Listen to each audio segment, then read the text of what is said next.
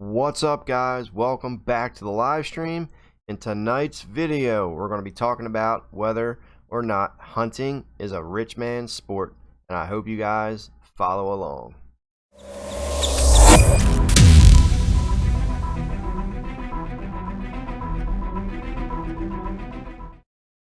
What's up, guys? Welcome back to the channel. Welcome back to another live stream. We're going to give this a few seconds, get organized here, wait for a couple people to join in on the live stream. If you guys are watching the replay, be sure to watch the video in its entirety and leave a comment on the video. Please give the video a share and also subscribe if you guys are new. Leave some comments, ask some questions. Always interact on with everybody. And yeah, so let's get it rolling.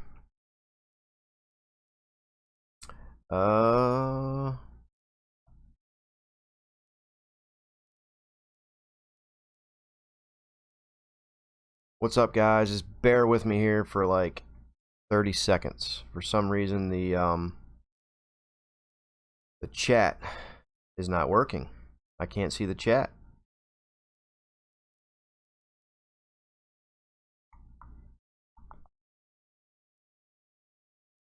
One second, guys. My apologies.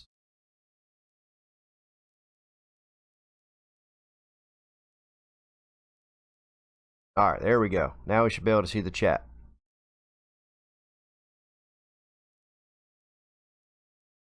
Okay. Alright. Chat is there.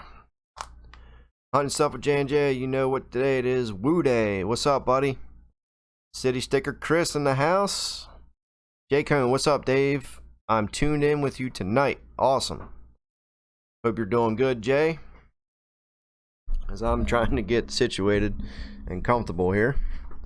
So, the reason I titled the video is hunting a rich man's sport is because over the past week I've seen a lot of videos online on Facebook pop up, and usually it's from like Facebook groups that are promoting like looking for like lease property and things like that. And I always read like the comments and things, and just people in the comments were like just like super ignorant, saying that, you know, people that lease land are ignorant, they're stealing all the land, hunting is a rich man's sport now, and so forth. And I want to talk about it. I want to get you guys' opinion on it, your thoughts and comments, and just let me know what you think about it. But in my opinion, you know, I've only been hunting for about maybe 16 or 17 years now, which is a long time. Obviously, there's people out there who's been hunting for longer than me. So to say how hunting was, 20 years ago or 30 years ago, I don't know, because I wasn't around then. But from when I've been hunting for the past 15, 16, 17 years, things have changed dramatically. When I first started, yeah, there was trail cameras were like just coming out. They might have been out a little bit before when I started. Trail cameras came out, then you got all these different types of clothing, and you have name brand, you have like scent blocker, or I don't know, all different types of name brands, clothing and trail cameras and tree stands, and different types of things like that. Back then, people weren't that into food plots. Like, food plots is still relatively new to the hunting industry. 20 years, 25 years, maybe even 15 years. A lot of people back then didn't do them, but now it's a big thing. So nothing is cheap, whether it's hunting, whether it's baseball, football, golf, anything in life. Is just the way the times and things are going. So hunting, is a rich man's sport, but it depends on what you want to do with it. So back when I first started, we hunted public land. So with public land, you need a tree stand, you need a climber, you need your bow, you need, whatever else that you need to hunt. But public land is free. there's tons and tons, and well, I shouldn't say all of it's free. There are some that it's like $15 or $10 or $20 or something, but there is thousands and thousands and thousands and thousands and thousands of acres for you to hunt on public land. That's not being rich. That's free to do. So if you decide to get a leased property, then yeah, you're talking $1,000, $2,000, $3,000, $4,000, $15,000 for a piece of ground to hunt on. And that's just the way things are going. More people are into land management. More people are into food plots. More people are into these high-speed bows. More people are into fancy camo. More people are into fancy arrows. More people are into trail cameras more than ever. More people are into everything. All the new technology that comes out, people are into it. So that's just the way the times are going. So me, personally, I am far from rich.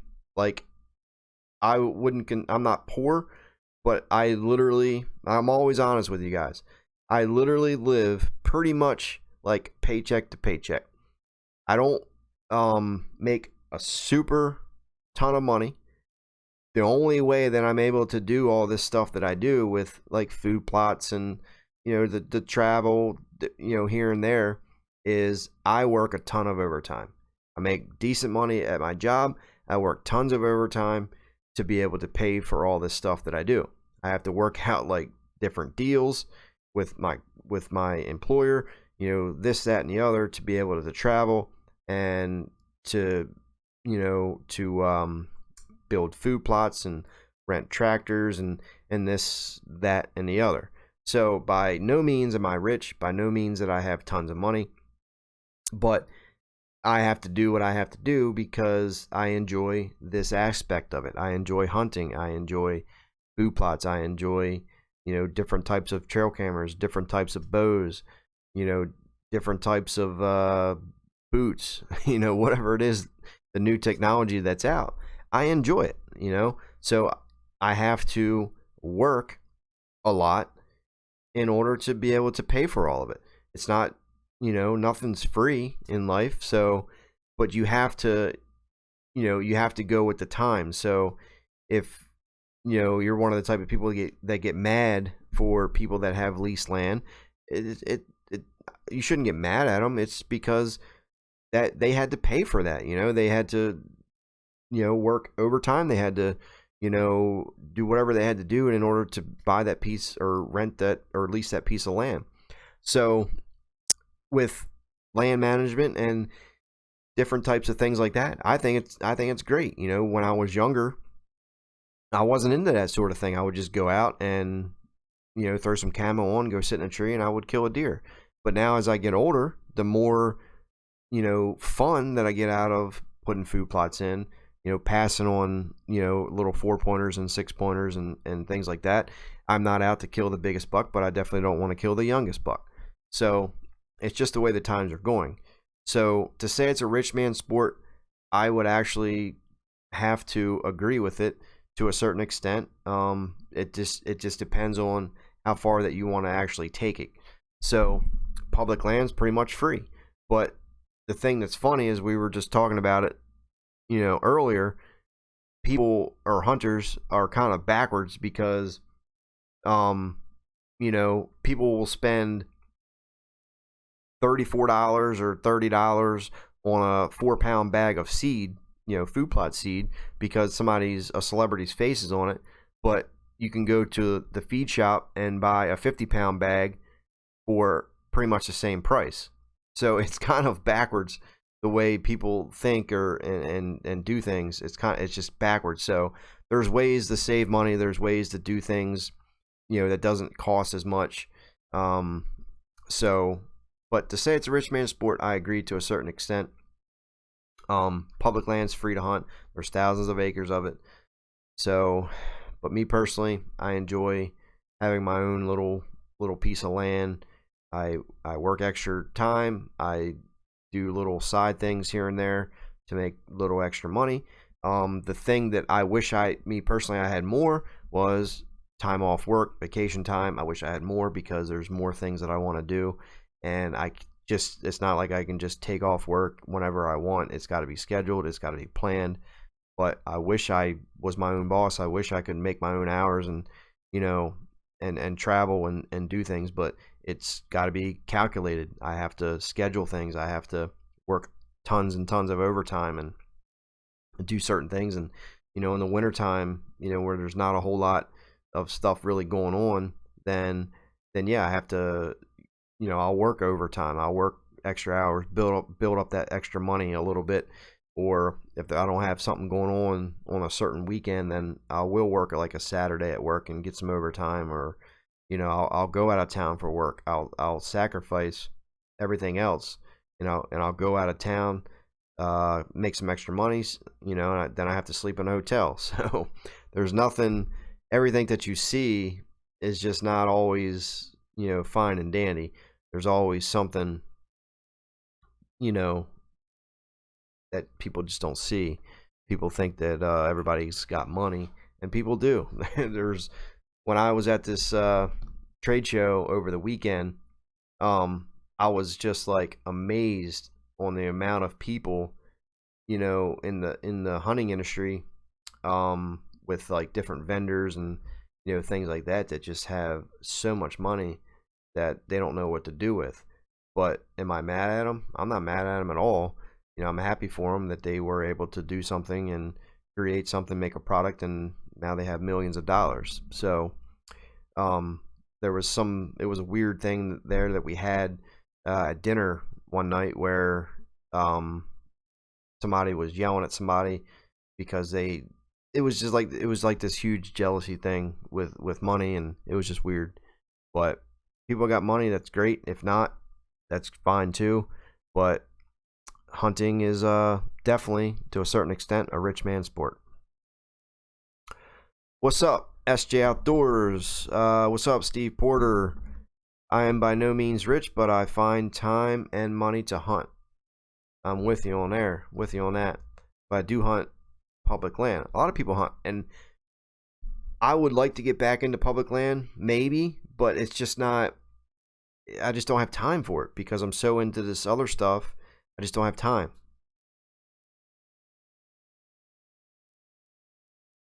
If you can afford land or lease land, I'm happy for you. You got to be happy what you have and don't get mad at someone for what they have. I'm not rich by any means, but my job offers me to work a lot of overtime in spring and summer, so I do it, buy what I want to do with hunting, and spend my time after work when I can after work. That's awesome. I do most of my stuff, family allowing, in the off season to make spring and summer easier when it comes time to put in food plots or timber stand improvements. Awesome. The hunting world would be a better place if everyone did what they could and be happy with that. I agree. I definitely agree with you. It's just a weird time, with things. There's so much hate and jealousy, and it's honestly, it's a mess. Some people like to sugarcoat it, but it's honestly a mess. It really is. G.A. Hunter, I agree. Do as much as I can afford for my family. Yeah, I mean, I'm a single guy. I live alone, and I'm not married. Don't have any kids. But when I have to work, overtime to pay for something, I do. So for an example, when I first got this piece of land that I hunt this year, I did some soil tests, and I had to add tons of lime to the field because I knew I was going to make a food plot in the fall or in the spring. So with that, I priced it out, found out how much money that I needed for the lime. So at that time, there was a bunch of overtime going on at work. So I worked overtime through the company to be able to save the extra money to pay for the lime. So it's not like I could just go to my bank account and just pull out $1,000 for lime. I actually had to work tons of overtime to be able to pay for that lime. But now that I look back on it and I look at what has been accomplished, with food plots on the property, deer are happy. There's tons of wildlife. Food plots are thriving. We just went down and planted fall food plots. If you guys watched the last video that I posted, we posted a fall food plot video, which I appreciate you guys watching that video because that video is doing very well. But yeah, it's very, very rewarding to see all that. And I look back on the overtime and it sucked. I hate overtime. I am a 7 to 3:30 type of guy. I like to be home. I just like to be home. I like to be able to get off work and do what I want at a decent amount of time, and still have some daylight hours and not work, not leave my house when it's dark out and not get home when it's dark or getting dark. I like to be home at 3:30. It's just like my magic number. I like to be home at 3:30. That way I have time to get some stuff done, go to sleep, and then do it all over again. So the overtime, I get upset, I get grumpy, I get aggravated with it because I absolutely hate it. But at the end of it, when it's done and over and you have extra money and you can be able to do, what you can, with food, whatever it is that you're doing. You want to buy a new bow, you want to buy new arrows, you want to put a food plot in, you want to rent a tractor. It doesn't matter. It's just it's sacrifices either way. Steve Porter, that's why I appreciate what you do, because you're an average guy and making it work, brother. We all need to work and do what we can to hunt if that's what we want. Yeah, man, appreciate that. It's yeah, I have to work for everything.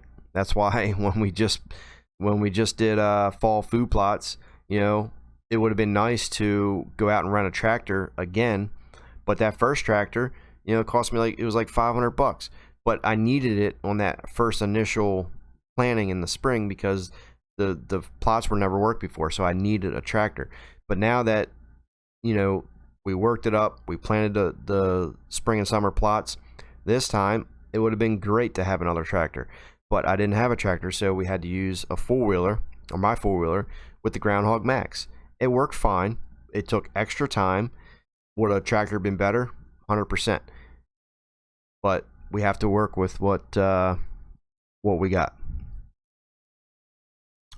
Nick Smith, tried my first food plot this year. 1/8 of an acre, cost me less than $100. Thanks to you, Dave. Working great so far. Awesome, Nick. Glad to hear that, buddy. You work hard so you can hunt harder. I try. Starting traditions outdoors. What's up, Dave? What's up, buddy? Glad to have you here in the live stream. Jimmy, I've been saving for 1.5 years to be able to hunt this season. Being a teen and working hard, it is easy for me. You need just the bare stuff, but it helps to have more. Yeah, like I said, it depends on how far you want to go with it, how deep you want to get into it. There's always something new out there. There's always some new bow. There's always some new arrows. There's always something new that you get excited about, you want to buy. But sometimes we just can't buy it. There's some people that can, go out there and here you go, here's $10,000 and buy it. There's some people that can do that, and there's some people that can't. I can't, but I just do what I can. It would be great to be able to do that. Go out. It would be great to go out and buy a brand new tractor. It would be great to go out and buy a new four-wheeler, but I don't have that. I can't do that.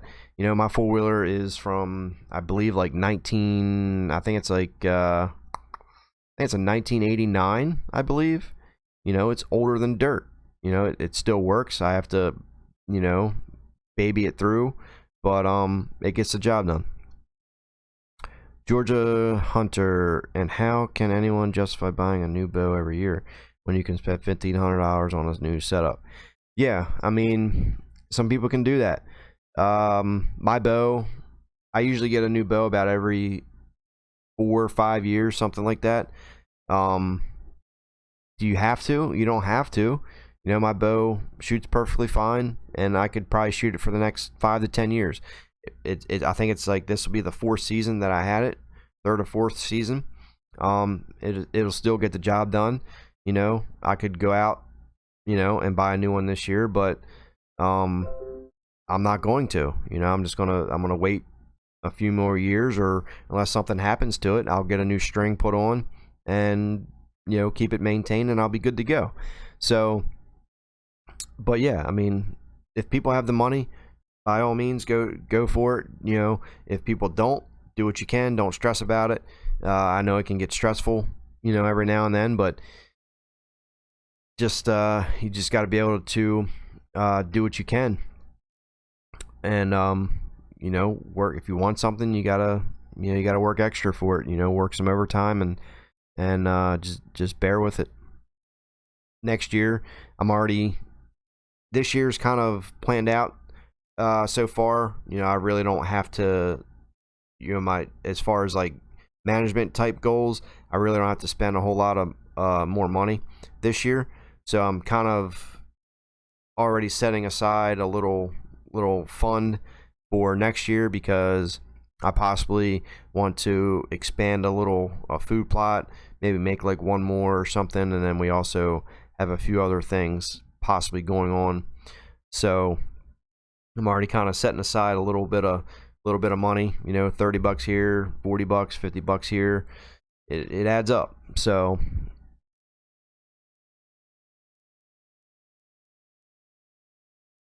Jimmy, do you have any tips for hunting new property that hasn't ever been hunted? If you have new property that's never been hunted before, I'm excited for you because that's rare to find. But if it's never been hunted before, just get in there and do some scouting, and check the trails, find out where they're feeding at. If you have any fields, check where they're bedding at. But on new property like that, you know, the deer are probably not going to be spooked, so you could have some good success with it for sure. But I would just get in there and do some scouting, maybe set some trail cameras out and see where the deer are moving, and go from there. But nothing beats actual scouting, boots on the ground, seeing where things are going, and things like that. I hunt my house. I'm lucky enough to own 5 acres that backs up to more woods that nobody has access to, because my neighbor owns 150 plus acres. That's awesome. Deer don't care what kind of four-wheeler or bow you shoot them with. That is very true. That is very true. Steve Porter, do you sell your bows or trade them in? I actually sell them. I don't think I've ever traded a bow in that I can remember. Yeah, I think every bow that I've ever had, I've sold to use that money to put toward a new bow. Because typically with all the new bows, I mean, you can get anywhere from $500 to $800, $900 on a used bow, just because they hold a little bit of value, and you know, you can sell them for $500-$600, and then if you sell them, then you only have to fork out maybe $300, $400, $500 possibly for a new bow.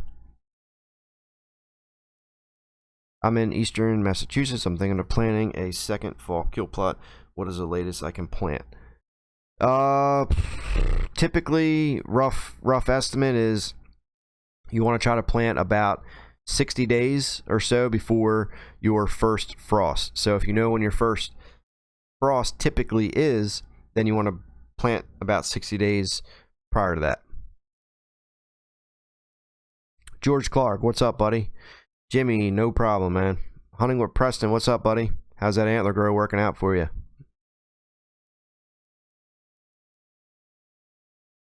Ed Stevens, hey Dave, the bucks at my property in Alabama are looking better than my bucks in Georgia thanks to quality food and antler grow.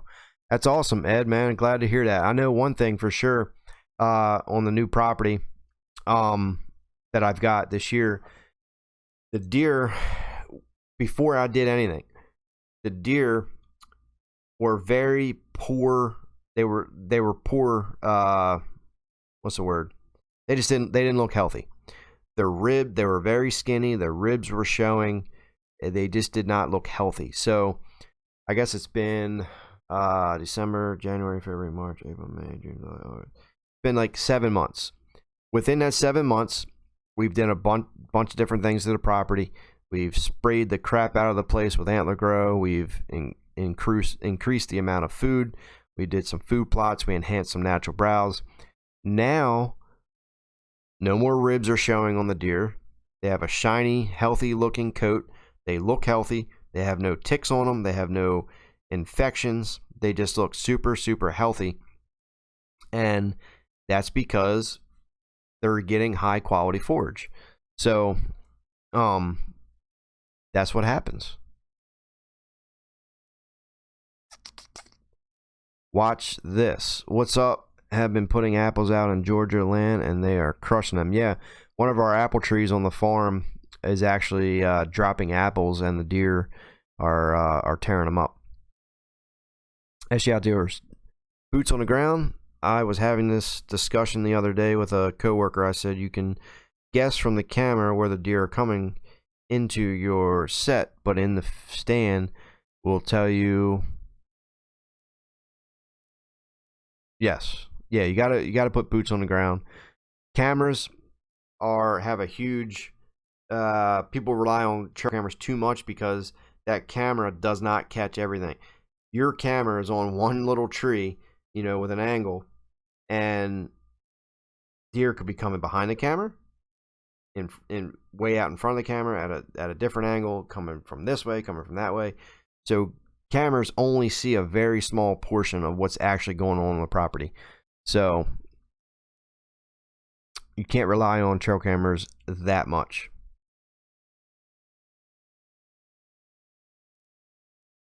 SG Outdoors blew my mind where the deer were coming in from. Absolutely. They can come in from anywhere. Trail cameras, like I said, see a very small portion of what's actually going on. So I'm actually getting pictures here from one of my cameras now, and I just want to show you guys if you guys can see it. But this is from 7:05 tonight. I don't know if you guys can see that right there. Maybe, possibly. There you go. So that's from tonight, 7:05. Looks like there's 3, 4, 5, 6, 7, maybe 7 or 8 deer there, and that's a clover plot. And then there's a couple there, more there, and this is all within a couple, 20 minutes or so. But it's just pretty cool to see. And the other thing is, when I told you I was saving a little bit of money for next year to help maybe expand a food plot or create another one or something like that, I don't make any money by this, but it's just something that I do personally. There's an app called Acorns, and I use this app all the time. And what the app does, this is how I personally save money for hunting. The app, it's kind of like it builds interest. So I'll have a direct deposit of maybe, just say, like $40. So every time I get paid on Friday, $40 will automatically go into this Acorns app. That money in there builds interest. So also, you link your debit card or credit card or whatever that you use all the time. So every time I buy something with my debit card, it does round up. So if I buy something for $20.50, that extra 50 cents will go into this Acorn app and build interest. So at the end of 2 months or 3 months or 4 months or 5 months, whatever it is, you could have a significant amount of money saved in this app. And then there's no penalties or nothing. So whenever you get to whatever you're trying to save, $500 or $800, you just hit transfer and it transfers right to your bank account. There's no fees, there's no penalties, nothing like that. But it's an easy way to save. That's kind of what I've been doing, to be able to save money to buy things and and rent tractors and stuff like that. So I don't have like some link to give you to make money off. This is literally personally like what I use to save.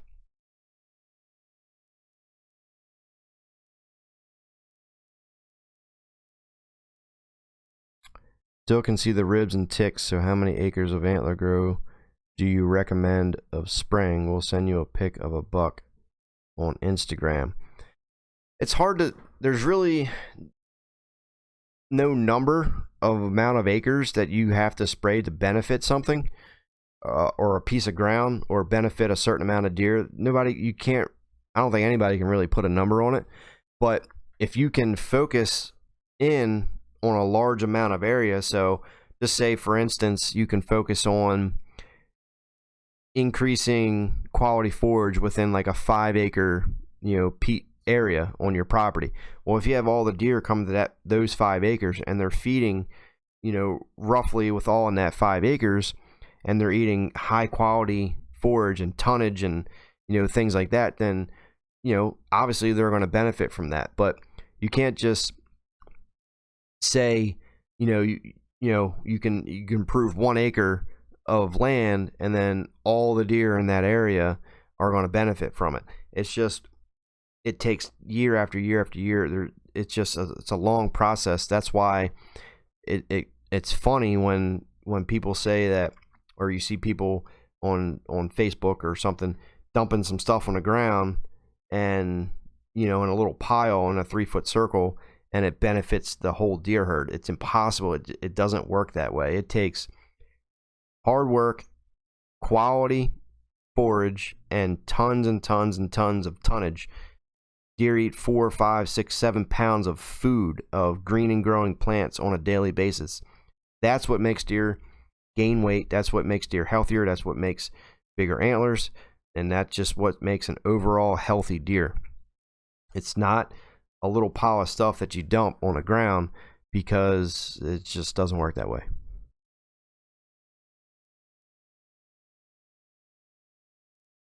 Did you ever see that deer that you posted that was limping again? I have not. I have not seen that deer, so I have no idea what happened to it. I don't know. I don't know if it died, if it got, a coyote got it, or got hit by a car. I have no idea, or just left. I don't know.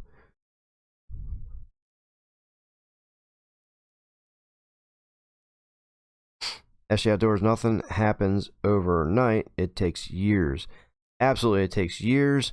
It takes birthdays. It takes hard work. It takes quality forage. And I'm not an expert at growing deer, or nothing like that. But it's just common sense. If we human beings want to gain weight, what do? We eat more food. We eat more protein. We have to intake more calories than we burn. We have to eat more food than we burn off to gain weight. That's just like a deer. So if a deer wants to gain weight, he has to eat more food. He has to eat higher quality food. He has to eat, more tonnage every day. That's how he gains weight. That's how he becomes healthier. Honeywell Preston, thanks, bud. No problem. What's up, Gray Hunter? What's up, buddy? So, does anybody have any more questions? We kind of got off topic a little bit, with being a rich man sport, but kind of how it always goes every time we're live. But that's okay. But if you guys have any questions, be sure to ask. But just the final thoughts, and everything. Just I know some people get discouraged. When there's certain things you can't buy, or there's just certain things you can't do because you're limited on money, and people have families, people have kids, and and stuff. Things cost money. So if you see somebody, building a food plotter, if you see somebody, buying a new bow, or you see somebody buying a tractor, just whatever it is that they're doing, don't get mad at them. Don't help them. Ask them if you can help them. Ask them ask them questions. Ask them if you can help them on their land, or maybe they'll give you an opportunity to hunt the land. It's just, everybody has different goals. Everybody is able to do different things than the next person.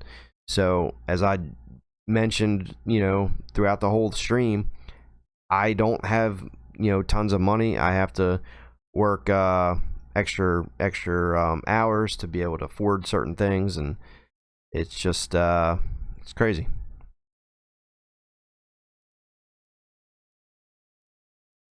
Nick Smith, have you ever met Stephen Fuller or watched The Hunting Grounds? He is huge with Spy Point, and you guys have a lot in common hunting wise. I have not. I've seen I think I've seen a few videos of that online, and I know he's big into Spy Point for sure, but I've never actually met him. Seaporter Nick, I was thinking the same thing. If they're buying a tractor, become friends with that guy. Yeah, right. Yeah, GA Hunter, if they're buying a tractor, becomes friends with that guy. Yeah, for sure. It's tough, man. Everything in life has, something with it. It's always tough. We always wish we could do more, but some things we just can't. We gotta deal with it and just go with it. So I think I'm just gonna wrap up the video, guys. Thank you guys for watching so much, joining in on the live stream. We're going to be back here trying to get back into the rhythm. We should be back next Tuesday at 7 p.m. I have a brand new video coming out tomorrow night.